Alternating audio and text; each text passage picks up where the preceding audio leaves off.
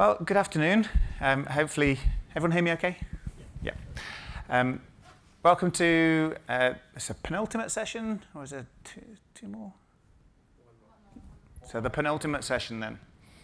So we've got a session here which is all about Prediction Builder. It's not a massive topic, so I'm going to try and cover as much as you need in a sort of a nice steady stream, get you to understand what it is, get you to understand what you can do with it, and to give you an impression of what you might have to do if you are to sort of take it on or think about taking it on. I'm Colin Linsky. I'm from Salesforce. I'm one of the solution engineers for the EMEA Einstein Analytics team. So that places me. I'm actually fairly new to Salesforce. It's less than a year, but I'm absolutely loving it, as probably most people who stand up front here and talk about their experience with Salesforce say they do absolutely love it. I've actually quite enjoyed getting to understand this as well. My background is in psychology, and I've specialized in data analysis through consulting, also working for IT companies, and now I get the opportunity to go around part of the pre-sales experience, but also get to have experiences like this too, where I can share some great stuff that people are building in the background that you guys can use and hopefully get some good value from. So with that, let's get going. Three main sections to the session that I want to cover today. I want to have a little bit of positioning. This isn't a sales pitch. I just want to have a little bit of positioning just to make sure that everyone's quite happy where this product sits in amongst everything else that is going on and you're available at your fingertips. And then I'd like to talk a little bit about some thought processes that you should really have in the back of your mind if you're thinking about taking this on, what it might mean to take it on and what you might have to do if you're going to be running it. And then, of course, I'll show you actually a live demo. We'll go through and we'll set one up and we'll have a look at the steps involved and the decisions that you might need to make. Sound good? Is that what you're expecting? Fantastic. Come along for the ride then. Let's see where we go. Right, a little bit about AI and Salesforce. Well, corporate pitch, obviously as it is, fourth industrial revolution, really important. We've got data flowing absolutely everywhere, but we've got an awful lot of decisions that need to be made on the back of all those decisions. So what tools and technology have we got available to us to help us make better decisions? If you don't believe Salesforce and you don't believe me, then you can go and search on the internet. There's billions of articles out there about the fourth industrial revolution, but this one particular one from this article really struck home to me, and it's about making sure that you put customers or the people that you're dealing with via Salesforce, you and your colleagues as well, put them at the center of everything, and then give them as much decision support as you can. All this data gets more and more boggling and it makes your head hurt. There's so many things that you can do with it, get to understand it, how you surface it, how you visualize it. So we need some support, and that's really what we're driving for. This AI side of things is a whole load of technology in the background that can understand huge volumes of data and pick out patterns in those, but then put them into operation. So Prediction Builder is part of a family of offerings that we have, and I'll show you where it fits in amongst the family of offerings, but get to understand what you might try and do with it. It's a bit of sort of blue sky thinking time on your part here too. There really is some major hurdles in the past that have stopped people adopting things like AI, machine learning, statistics, getting real heavy understanding of all of these sources of data and gluing it together. There's been some real big obstacles in the past. So Salesforce has approached it in a very tidy way, trying to make sure that as much of it is easily consumable as possible, is readily available, but also is deployable. And deployment is one of the big areas where analytics tends to fall down. Quite often, if you were to do statistics and do data analysis and things, it just becomes a hobby if you don't have somewhere to deploy it. You don't put it into action somewhere. So statistics, data analysis, AI without action is just a hobby. So take that away with you. Lots of reasons why it's difficult, and we've had a go at trying to get rid of some of those reasons. The big parts of the equation are that we've got tons of data. That's under no question. That whole fourth industrial revolution, there is no shortage of data. There's no shortage of technology that you can throw at the data to get to understand it either. That's only two parts of the equation. The last part is really very important. You're all creating things, creating novel experiences out of the platform as well. But that's where you surface what the end product of mixing together data and analytics, that's where it gets surfaced, and you do good things with it. So those three things together is really what we call sort of augmented intelligence. It isn't about robots, it isn't about driverless cars, all that kind of crazy stuff. It's about using existing structures, workflows, existing ways of interacting with customers and your colleagues, but putting some intelligence behind it. Anyone upset by that? Surprised? Okay, so we're not building robots here. We're trying to fuel everyday decisions that people are doing. We're trying to give them some consistency. We're trying to get them to help them to understand the complexities that are involved in all of this data that's flowing through the system. Now, we've had a go and we've started building out some of these things internally. So these are individual products and individual components that you can stick in and glue together and start to get to understand some of the data that's flowing through the system and how you can make decisioning from it. They've all been put together in different parts of Salesforce, all been bundled together in different kinds of ways. And the reason we can do that is because we've got this sort of double layer inside here. Everyone's understanding there's loads and loads of data floating around. That's not a problem. It could be internal Salesforce data, it could be a whole load of data that you want to bring in, merge, meld together to get a deeper understanding. But this layer in the middle is here about quantifying and understanding and turning those patterns into something that can then be deployed. Some of you have been to some of the sessions already today about Einstein Analytics, how you surface those dashboards, reports, little widgets that give you summaries of things and have them actionable as well at the same time. But we can also start to deploy individual bits of information, individual predictions about things that you're making decisions on. So the technology here enables us to do enables us to do lots of good stuff much further up in this platform. So as we said, we've built some individual components and individual facets of the system that you can sort of plug in straight away, or you can start to build your own, which is what we're going to talk a little bit about here. So we have templated things, we have a particular set of components, but what if you want to go and tackle some of your own business problems? Generally, everyone thinks their business is unique, and generally they are unique, and you've got particular problems with particular priorities that you need to solve. There's value in them there hills. Getting to understand that you could make a better decision, a more consistent decision, or take something away from someone they don't need to be dealing with, there's value to be had there. Now, one person's value might not be another's, so this is why we've opened up the platform to make it so that you can do what you want with it. So let's have a look at how you go about building these data-driven experiences. First of all, let's just take a little moment. Think about the business problem. We call them use cases, but think about the business problem you're trying to solve. Often you collect data, it's operational data, but you collect it for a reason, to make a decision about something. We all phone up, get our insurance for something. That's great, it's operational data. But someone is doing something in the background, aren't they? What are they deciding? Deciding how much to charge your premium. They're deciding whether you're a risk or not. They're deciding which kind of policy to give you. There are loads of decisions that go on top of all this operational data. Those things can either be how much, so the example there of your premium is a how much. It could be a yes or a no, a simple dichotomous decision that we're trying to support. Now, these are things that we do every day, and these are things that happen all the way through the entire system of interacting with customers and your colleagues. So yes or no, so a binary, a dichotomous, you might call it. Here, a how much or a how many, that's a sort of a continuous variable. So these are the things that we might try and predict. If we can predict something like this with some kind of reliability, we can inject that into the system. So we've got our data, we've got our understanding, if you like, our section in the middle about the analytics, and then there's a deployment part on the end. So we can deploy the output of all this hard work right into the middle of those interactions. We can even put it in the middle of data flows, into the middle of flows and decisioning as well, so that things happen automatically, routing off the back of predictions you might make about something. So have a moment and think about your own environments and your own business, and think about the kinds of questions that you might try and solve, and then you put them into those kind of decisions. Yes, no, how much, how many. Next step, once we've decided what these things are, we have to think about examples we've got from the past. So none of this happens in a vacuum, and it doesn't just sit there and go, ha, I know the answer. You've got to teach it. You've got to give it observations.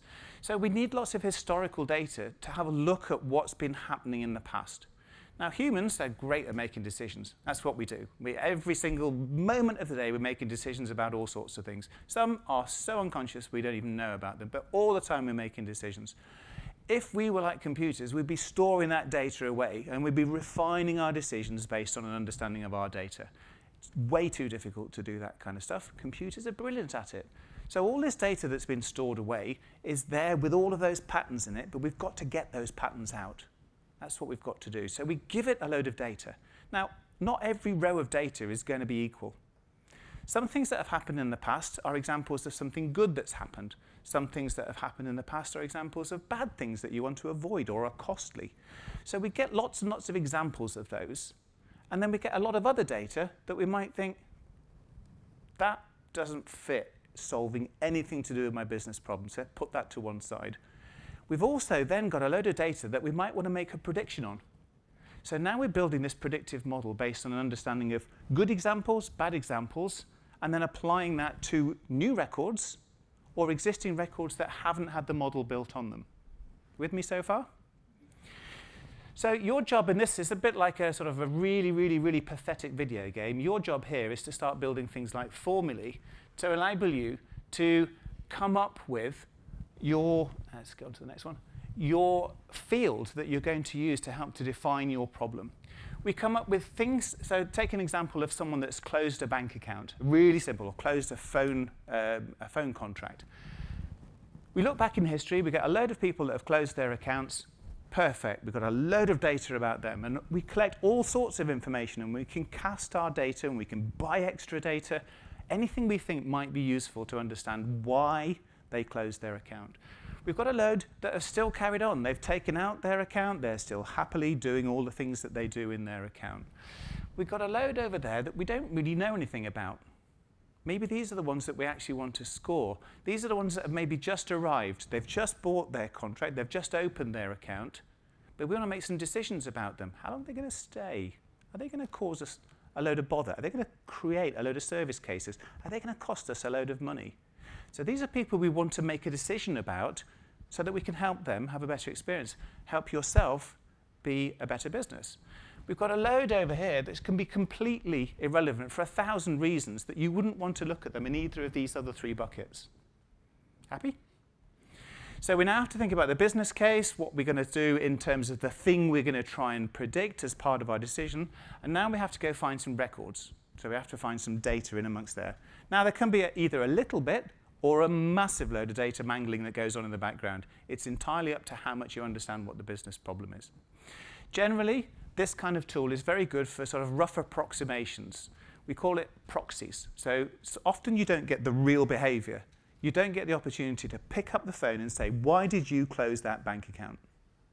Okay? It would be a lovely world if you did. And even if they did tell you, it probably isn't the truth anyway. So we want proxies. We want things that we think are probably good indicators.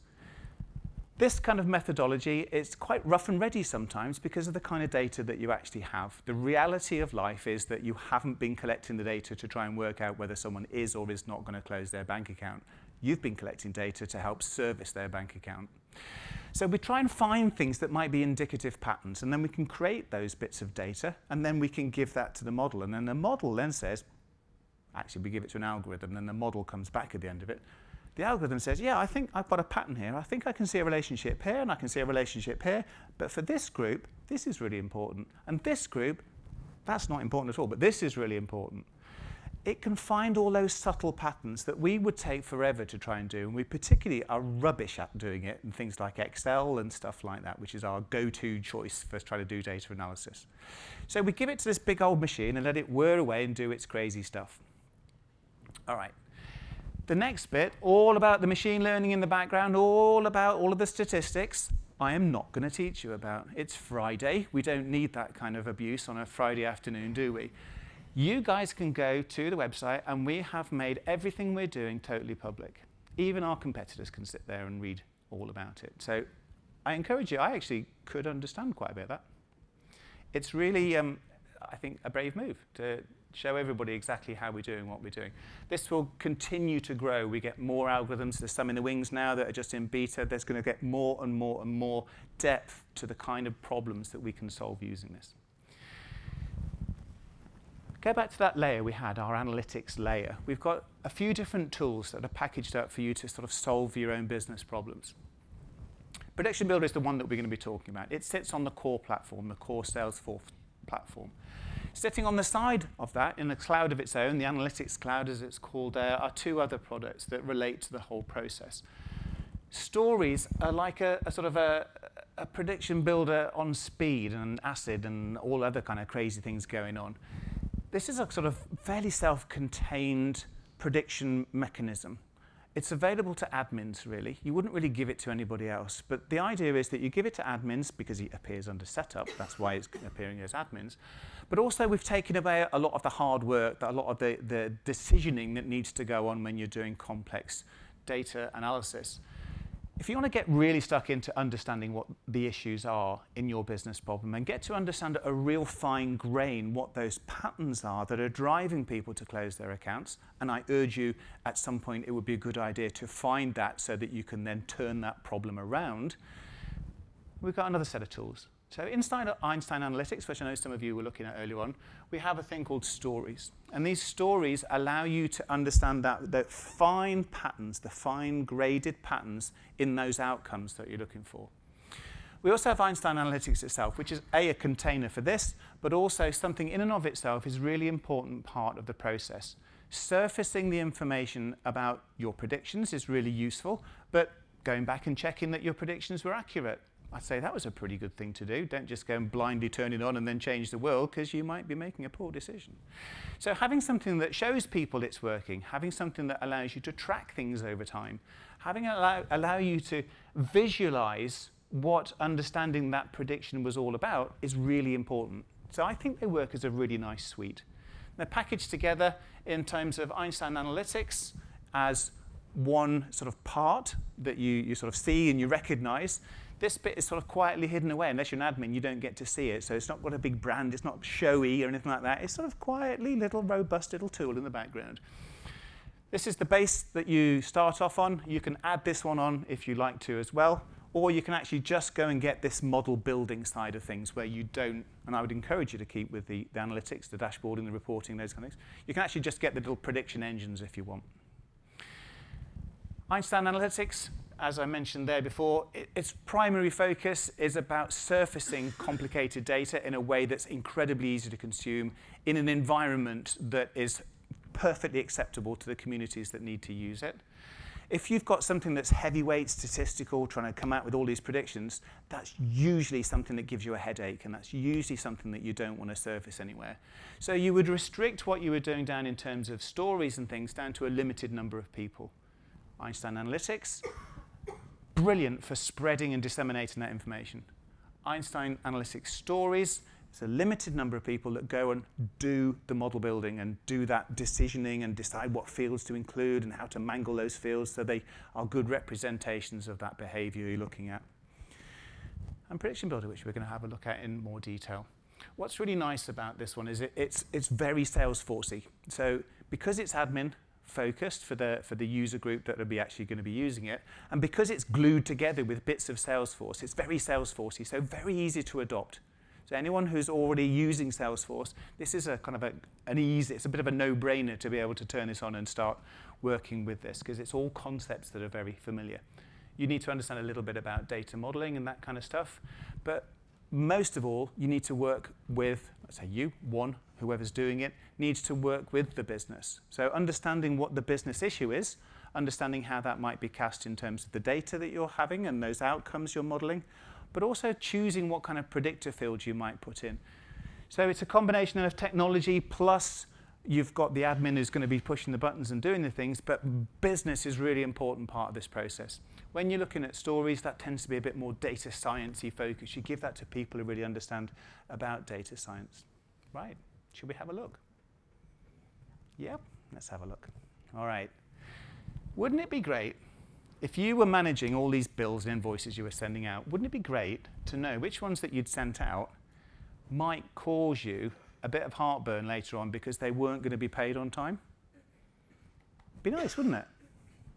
So how about, with a whole load of invoices that are being tracked and managed through the system, how about that where we've got a load here that are in pending, so they've been sent out, they've not been paid, how about we try to understand what makes people late payers, and then we make a decision based on those guys that are in the bucket at the moment, who's likely to need some attention. And particularly, perfect timing, and particularly find out what kind of things are really sort of driving those decisions.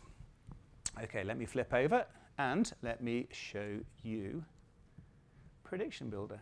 Okay, so let me get that there, and other one.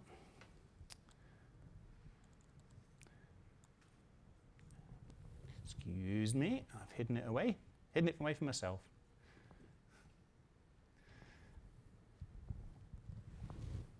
Thank you very much. And over here. Where's it gone? Where's it gone? Yeah, thank you very much. I was looking in the wrong place. Let's close that down. That's it. Right. Boom. We're in setup. All familiar with setup? Oh, yeah. You're happy now. Oh, you're happy. Right. Well, when you've got it turned on and you have the license, you get this little tile here that allows you to go straight to it. You can also type up here, type something like prediction.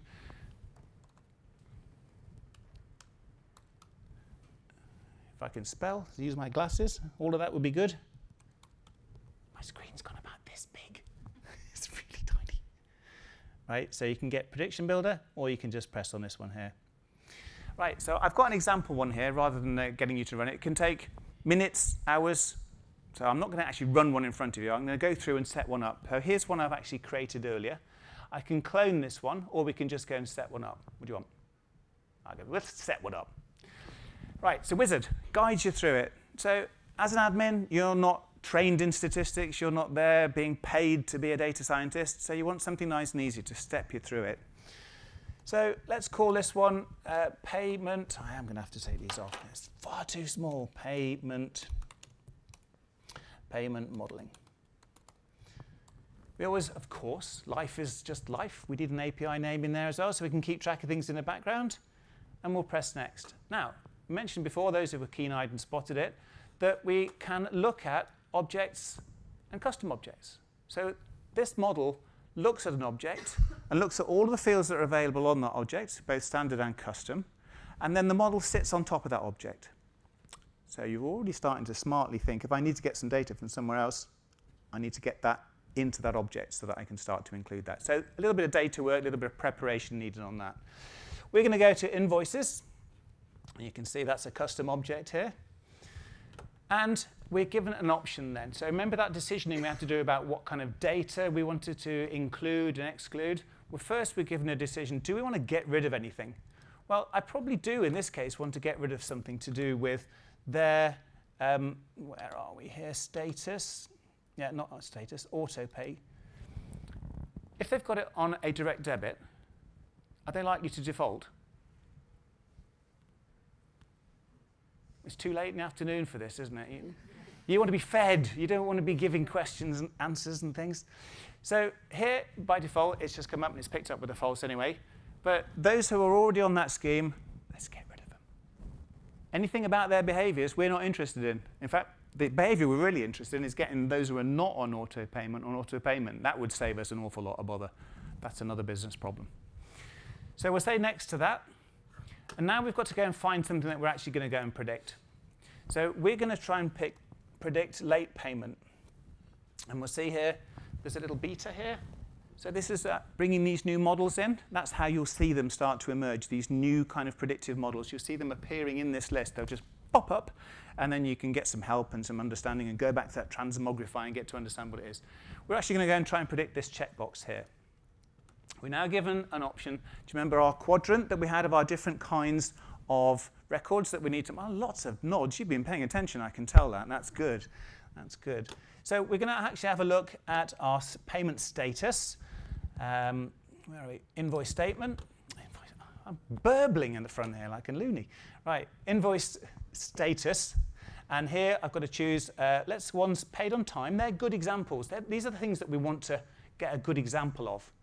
We're also going to have a look at those as a contrast. We're going to have a look at the invoice status of those people who paid late. We don't want to include the pendings in the model building because we don't know. They might be late payers, they might be perfect payers, we don't know yet. They're in the pending pile, their due date hasn't come through, so let's bin them. We want either of those. They're going to be our model building sample. So this little section here is just basically setting you up. So as an admin, you probably needed to build a field to say it was late payment in the past. Probably need to build another field to say about status or pick up the information that you want from there. Next thing is you're going to choose some fields that you are going to potentially find patterns in. I'm not going to turn this into a great big data discussion and stats lesson, but I will test you again. Do you think there's much mileage in having something like someone's email address in there? Do you think there's much mileage in having their street address, an ID number? All right, shout out 3 things that would be good. Name. Amount. Right? What about how much they spend overall? Maybe if they don't pay very much, they think they can get away with letting this one slide a little bit. Or maybe they think they pay too much, in which case then, they'll wait, they'll be nice. So we can make all these individual decisions. That's where the business comes into play. They understand what their world is and what it means to have any of these kind of things. Personally, as a rule, what I would tend to do is I would deselect everything, and I would carefully choose the things I wanted in there. So I'd go through and I'd choose a few things. Well, I think maybe state.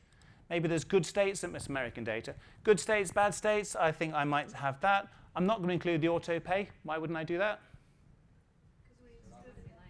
God, you guys are good. You guys are good. We've got rid of them ages ago. What about how long you've been a customer? Yeah, that's probably a good one, isn't it? Yeah. What's it? Familiarity breeds contempt. That's probably a good one there. Whether they own their own home, that's probably a good one. Invoice amount, yeah, that's it. Yeah, you're nodding away. You get the idea. So we can go through the whole lot of lists and we can make our decisions.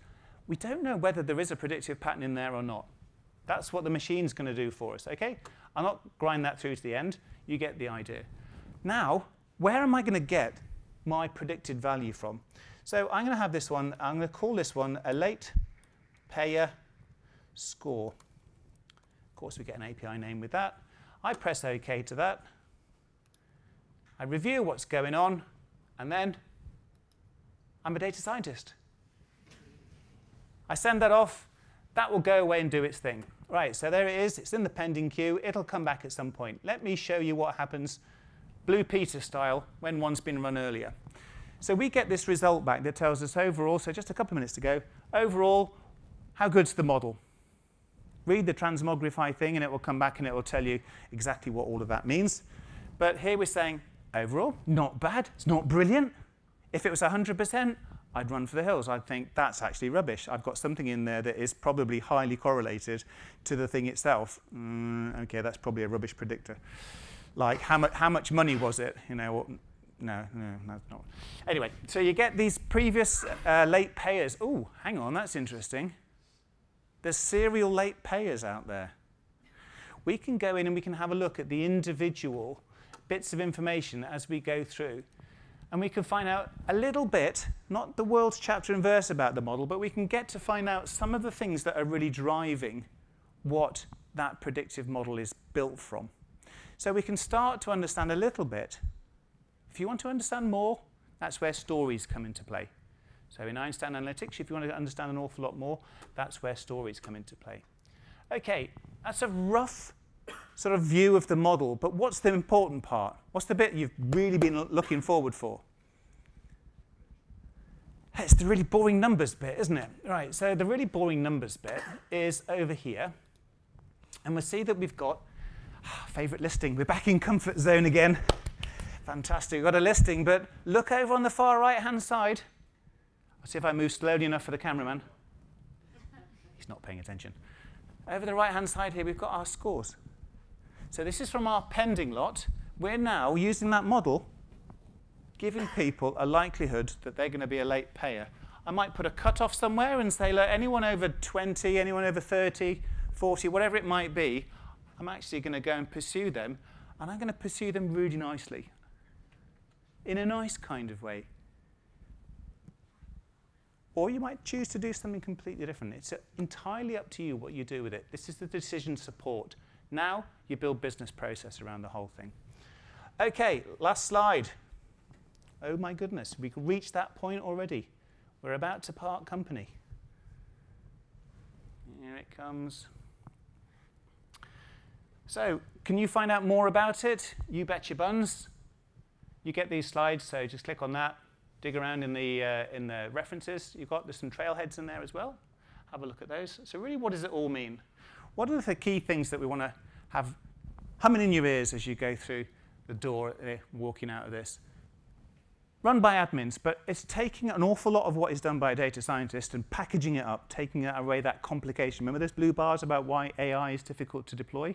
We've taken a lot of that, packaged it up, and we've given it to someone in a nice, easy, consumable kind of way. Built by one group of people, consumed by someone completely different, either the customers themselves or the people using Salesforce or colleagues, so they can help them make better decisions about things. I lost the rest of my bullet points there. I'm not quite sure what happened to that.